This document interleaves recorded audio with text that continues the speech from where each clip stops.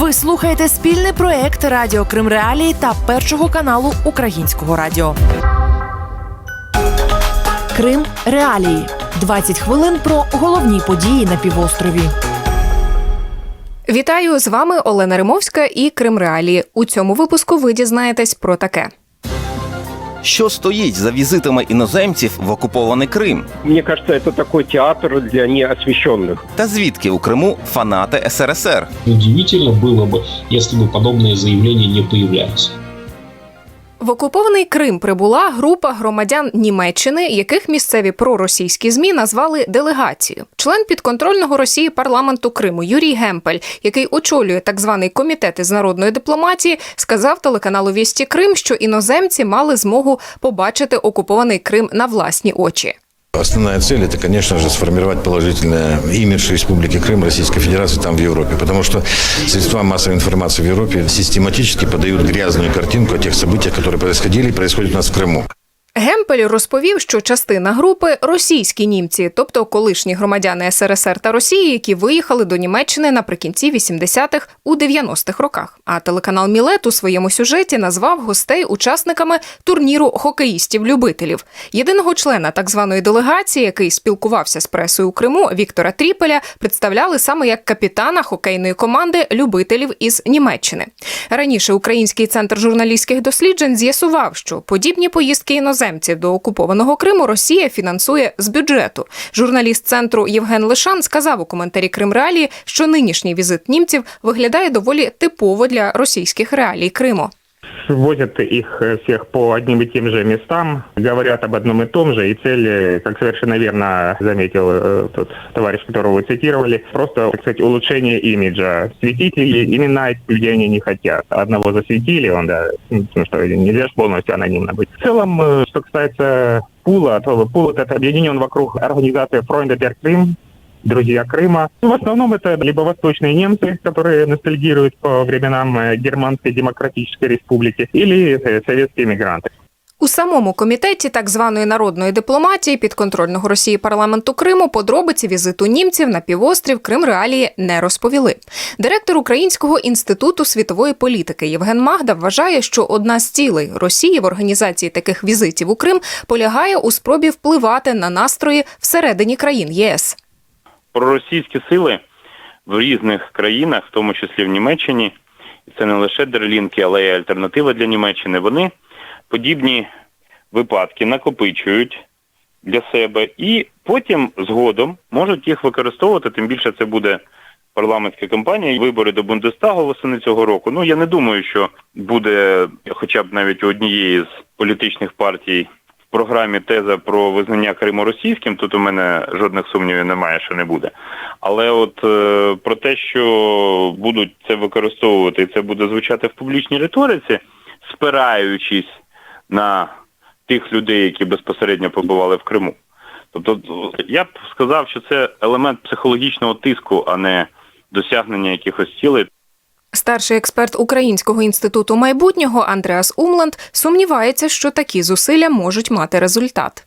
Эти представители из Германии, которые пока посещали Крым, это или были вообще, так сказать, незначимые участники немецкого общественной жизни, или же это были представители радикальных партий, или праворадикальных партий, или леворадикальных партий, которые тоже, в общем-то, политически маргинальные и не входят в федеральное правительство, и которые по тем или иным причинам поддерживают Путина. Мне кажется, это такой театр для неосвещенных. Я думаю, что для Германии это не играет какую-то значимую роль. Тим часом у представництві президента України в Автономній Республіці Крим в коментарі Крим Реалії нагадали, що шкода від таких поїздок на окупований півострів для іноземних громадян не лише репутаційна, адже в'їзд до Криму із Росії є порушенням українського законодавства і означатиме для іноземних громадян-порушників заборону на в'їзд до України. Ви слухаєте Крим Реалії. Підконтрольний Росії голова Криму Сергій Аксьонов цього тижня назвав себе фанатом СРСР і заявив, що шкодує про розпад Радянського Союзу. Сказав він це на молодіжному форумі. Кримський історик Сергій Громенко зазначає, що Аксьонов його не здивував. просоветская ностальгия, она вообще фундамент всего сегодняшнего российского государства, и очень удивительно было бы, если бы подобные заявления не появлялись. Буквально с 93-го года и до сегодняшнего дня не пройдет такого политического цикла, такого сезона, чтобы кто-нибудь не сказал: эх, как хорошо было тогда, здорово, вот давайте вернем. То есть в России можно на пальцах пересчитать политиков национального уровня, живых или усопших к этому моменту, которые бы там с начала 90-х не выступали за возвращение чего-нибудь из советских времен.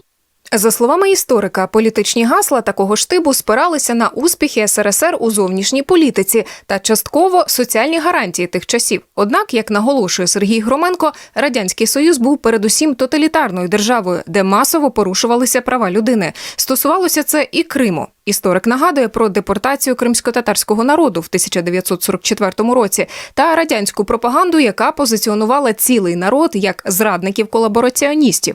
Цей міф, на думку Громенка, живий і нині.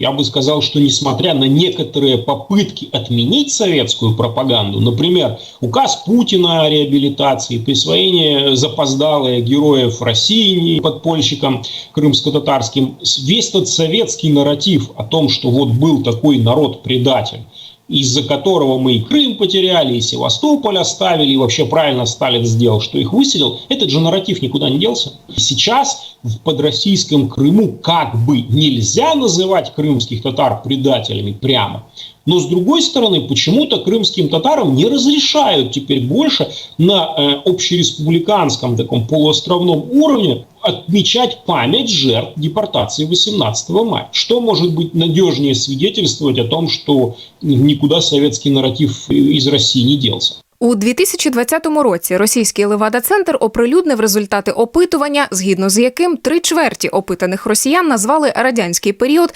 найкращим в історії Росії. Водночас повернутися на шлях, яким ішов Радянський Союз, погодилася б лише 1/3. Більшість виступила за власний особливий шлях Росії. Директор Левада-центру Лев Гудков пояснив Кримреалії, що такі результати пов'язані не лише з ідеалізацією минулого, але й з актуальними проблемами теперішнього.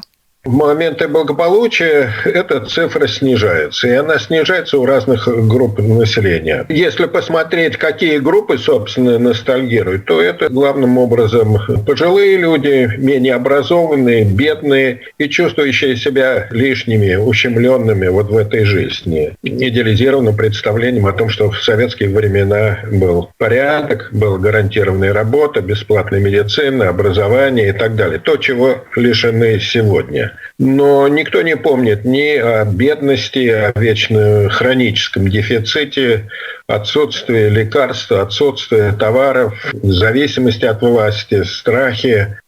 Опитування про ставлення українців до СРСР у 2020 році провів Київський міжнародний інститут соціології. Половина респондентів відповіла, що не шкодує про розпад Радянського Союзу, однак 1/3 ностальгує. 35% опитаних вважають, що перебування України у складі СРСР принесло країні більше користі, ніж шкоди.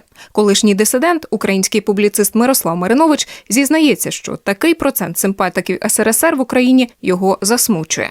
Наявність таких людей є для мене особистою трагедією, як для колишнього політв'язня, але разом з тим я хочу зрозуміти цих людей, шукаю причини цього феномену і, як правило, ті люди, які ностальгують за Радянським Союзом, міркують не розумом, а серцем.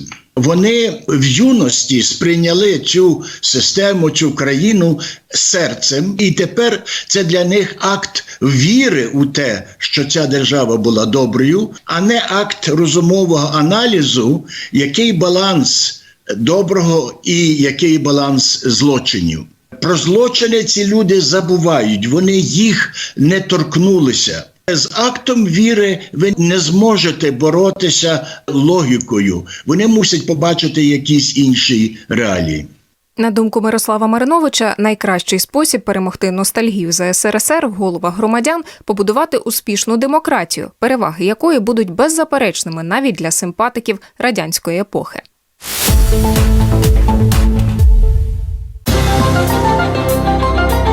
Далі у програмі. Де Ервін? 5 років із дня зникнення кримсько-татарського активіста Ібрагімова. Он мне как-то сказал: пап, если, как я, молодые ребята, уедем, с кем вы останетесь? Та як випускники з Криму можуть вступити до українських вишів? Это воздух свободы, и это нормальная жизнь. Цього тижня минуло 5 років із дня викрадення в Бахчисараї Ервіна Ібрагімова, місцевого активіста, члена регіонального меджлісу кримсько-татарського народу. На записі з камер відеоспостереження, що були на крамниці неподалік місця зникнення чоловіка, видно, як пізно ввечері 24 травня 2016 року невідомі заштовхують його в автомобіль і везуть геть. Де Ервін Ібрагімов, донині невідомо. Першим на місце зникнення чоловіка того вечора 5 років тому прибув його батько Умер Ага. Викрадення відбулося неподалік від дому Ервіна Ібрагімова. Батько знайшов на місці відчинений автомобіль сина, всередині були ключі. Умер Ібрагімов і друзі зниклого звернулися до російської поліції. Прокуратура порушила справу. У 2017 році, однак, розслідування тимчасово припинили, розповідає Умер Ібрагімов. Ничего она не изменилась, они как приостановили дело, так она лежат. Если она не попала еще в архив, как у них обычно это следует. Ирина у меня, во-первых, не исчезнул, не пропал, а насильственно похищен. Я называю своими именами. Насильственно похищение. Силовыми структурами. Я так им называю и также в лицо им говорю. Батько Ервіна Ібрагімова вважає, що причиною викрадення його сина могла стати його активна громадянська позиція. Он мне как-то сказал: пап, я веду такую активную деятельность. Если, как я, молодые ребята, уедем отсюда, говорит, на материк, с кем вы останетесь, говорит? Вы останетесь без защиты. Он не хотел, может быть, нас расстраивать вот этим, то, что за ним долгое время следили. Это уже потом, после похищения, становится тихо-тихо известно. Кримреалії надіслали запит у слідчий комітет Росії з проханням прокоментувати справу про викрадення Ервіна Ібрагімова, але там поки не відповіли. Про те, що російська сторона зупинила розслідування у справі Ервіна Ібрагімова ще у 2017 році, стало відомо цієї весни у рамках судового процесу у так званій справі Мустафи Джемілєва. Один із епізодів стосується спроби лідера кримсько-татарського народу потрапити в окупований Крим на початку травня 2014 року. Ервін Ібрагімов був одним зі свідків у справі, розповідає адвокат Мустафи Джемілєва Микола Полозов. Люди, які прийшли зустрічати Мустафу Джемілєва, попали в объективы камер сотрудников силовых структур оккупационной власти.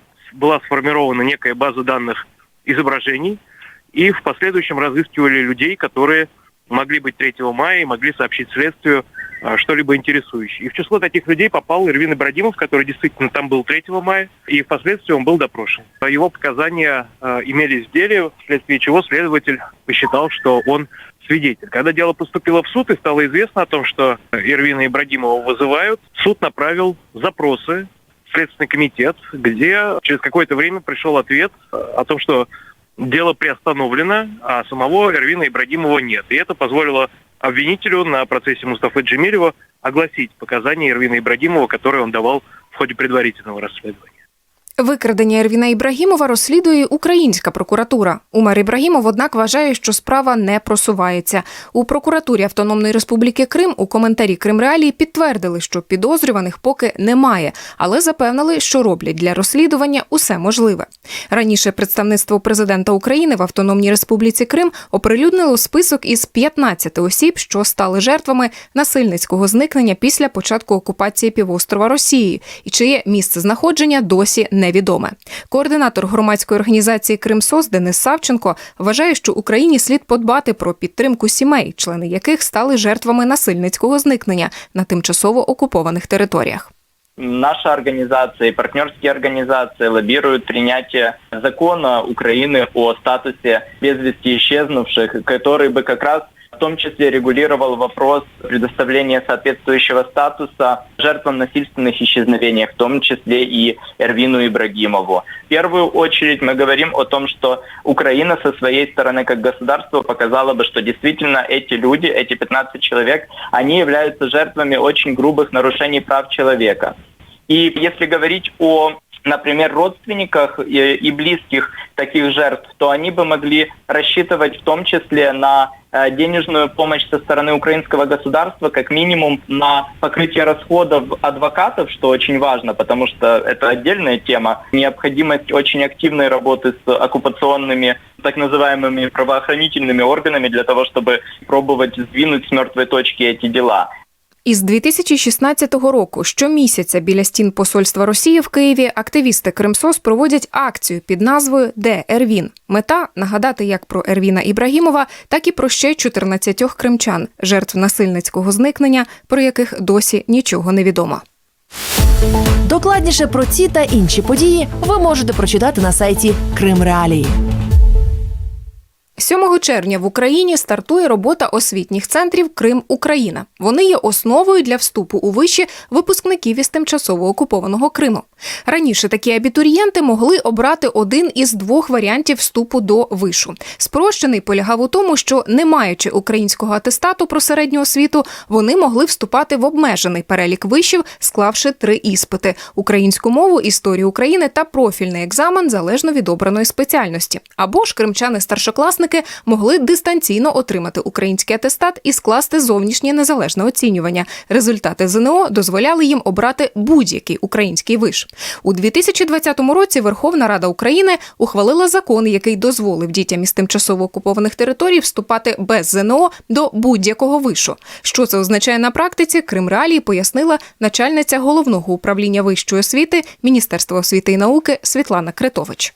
До переліку закладів вищої освіти ввійшли абсолютно всі університети, підпорядковані Міністерству освіти і науки, Міністерству культури, Міністерству охорони здоров'я, 3 навіть вищих навчальних закладів, які знаходяться у сфері управління Міністерства внутрішніх справ.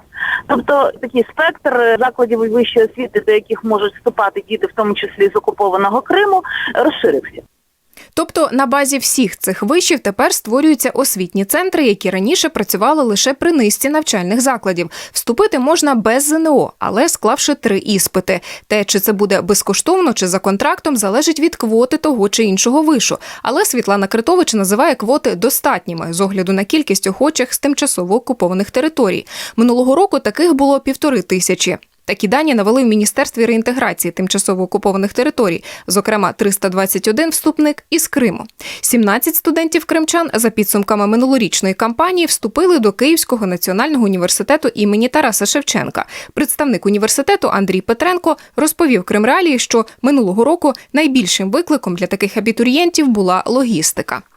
Оскільки цим вступникам іноді тяжко було добратися, дехто добирався через територію інших країн, дехто перебував на карантині, на все, що накладалася пандемія COVID-19.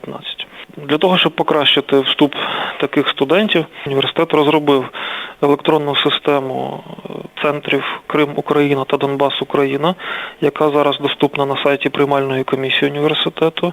Працює вона 24/7. В цю систему з 7 червня можна буде знову реєструватися, подавати документи, і юристи університету Шевченка розглянуть, нададуть фахову відповідь, будуть сприяти вступу таких студентів. Для вступників, які прямуватимуть із Криму на материкову частину України, спростили правила перетину адмінмежі, посилені минулоріч на тлі пандемії коронавірусу, розповідає представник Держприкордонслужби Іван Шевцов. Саме головне те, що абітурієнти, які направляються з Криму на материкову частину України, повинні мати при собі запрошення від того навчального закладу, в який вони подали документи. І також відмінністю від загального потоку є те, що особа, яка направляється на здачу іспитів в навчальний заклад, також одна з осіб, яка її супроводжує, не проходять самоізоляцію і не встановлюють додаток вдома. Зараз саме якраз постановою нещодавно були прийняті зміни, і ті особи, які поступають у вищі навчальні заклади, звільняються від самоізоляції, можуть після перетину адмінмежі безпосередньо їхати в свої навчальні заклади. В окупованому Криму активно агітують вступати до їхніх лав такі виші, як Кримський федеральний та Севастопольський державний університети. Вони з'явилися на півострові вже після початку окупації, шляхом злиття низки українських вищих навчальних закладів у Криму. Україна вважає Кримський федеральний та Севастопольський державний університети нелегітимними і запровадила проти них санкції. Аналітик Центру громадянської просвіти Альменда Олег Охредько закликає кримчан робити вибір саме на користь вишів на материковій частині України.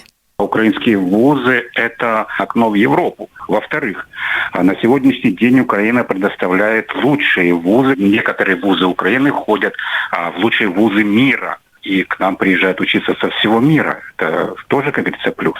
Но еще то же самое о том, что, начав учиться в украинских вузах, вы получаете доступ к болонской системе. Это возможность не только учиться, но и возможность жить в цивилизованном мире, в Европе, не опасаясь о том, что с тобой что-то произойдет, за твой пост или твит тебя не то что исключат из вуза, а и вообще могут отправить в тюрьму.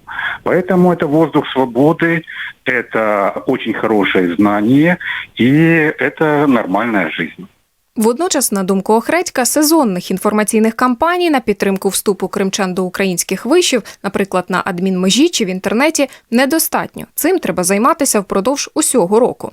У квітні уряд України затвердив програму реінтеграції молоді з тимчасово окупованих територій обсягом 130 мільйонів гривень. Ці кошти планують спрямувати, зокрема, на підготовчі курси для вступу таких абітурієнтів в українські виші. І це все на сьогодні. З вами була Олена Римовська і вся команда Крим Реалії. Зустрінемося наступного тижня. Крим Реалії. 20 хвилин про головні події на півострові.